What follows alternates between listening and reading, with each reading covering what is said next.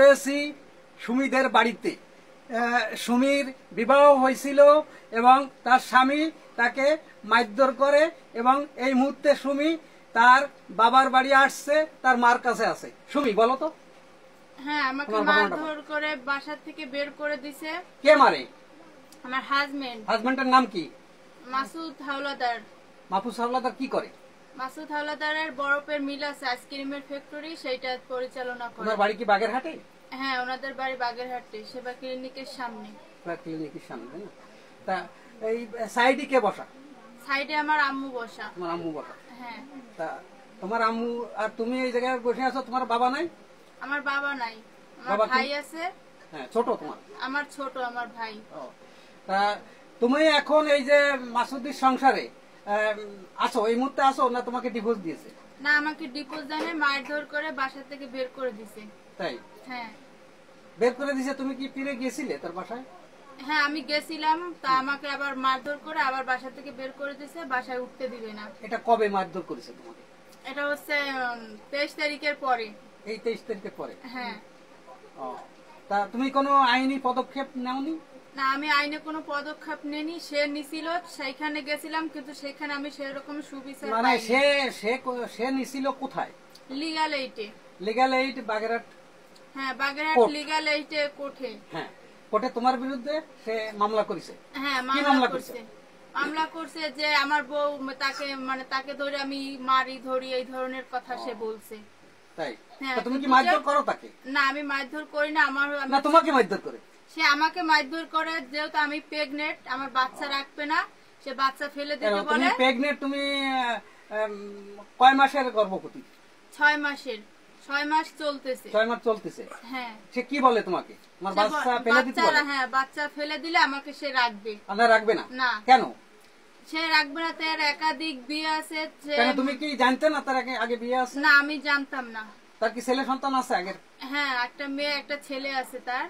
আমি জানতাম না এগুলা। সে আমার না জানাই বিয়ে করছে আমাকে। মানে তোমার সাথে তার কি রিলেশন হয়ে বিয়ে হয়েছে না নরমালি বিয়ে হয়েছে? নরমালি বিয়ে হয়েছে। সে আমাকে মিথ্যা কথা বলে, অনেক ভালো কথা বলে তারপর আমাকে বিয়ে করছে।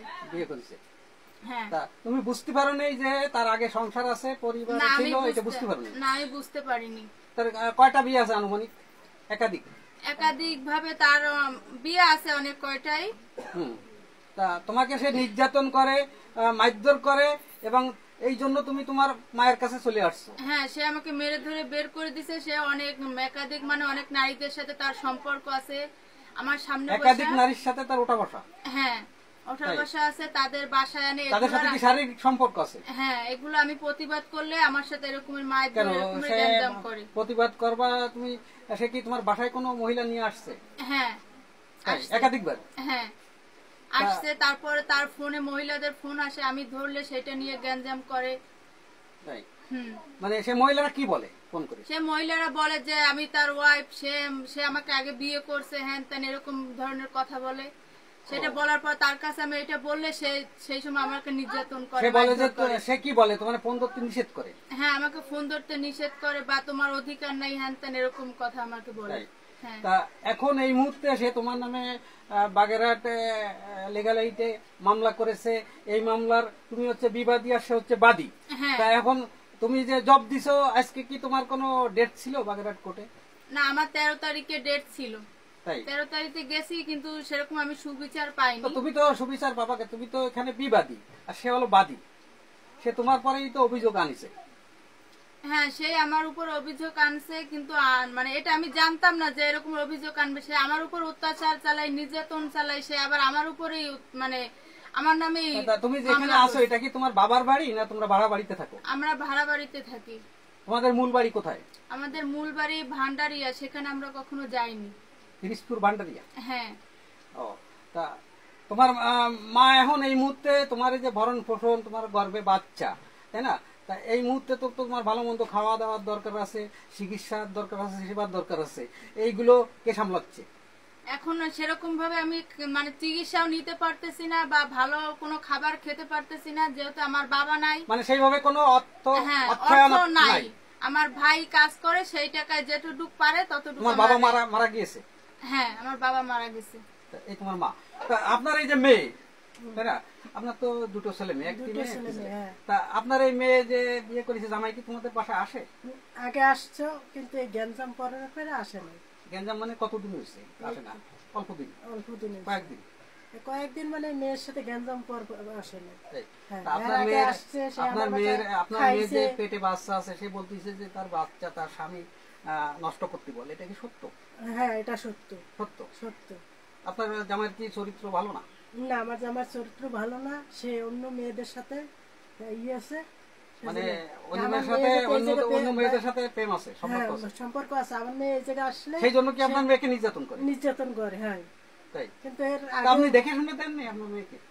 আমি দেখে শুনে দিন আমি জানি না, কিন্তু মেয়ে একা একাই মেয়ে তার সাথে রিলেশন করে বিয়ে হয়েছে? নিরীক্ষণ করে বিয়ে করছে, রিলেশন করে বিয়ে হয়েছে? রিলেশন করে বিয়ে করছে। আচ্ছা, তাই? তা এখন আপনি কি চান? আপনি কি কোনো আইনি পদক্ষেপ নেবেন? আপনার হ্যাঁ, আমি মেয়ে যে আইনি এত- পদক্ষেপ নেব, কারণ আমি মেয়ে, আমি কি করবো? আমি তো মেয়ের, আমার নাই স্বামী, আমি মেয়ে আনলে কি করবো? আমি মাইয়ে তো স্বামীর ঘরে গেছে, স্বামীকে দেবো না? মেয়ে মেয়ে তো দেবো। তাই? হ্যাঁ। আর তুমি কি যাবা তোমার স্বামীর ঘরে? হ্যাঁ আমি যাব, আমি তুমি এখন কোনো রকম তোমার স্বামীর ঘরে আসবা না?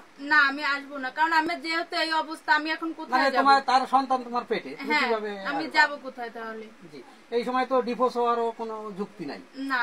যতদিন সন্তান প্রসব না হবে। হ্যাঁ তা এই মুহূর্তে সিএনএন বাংলা টিভি সাথে আছি মল্লিক নাসির, বাগেরহাট সদর, নাগের বাজার।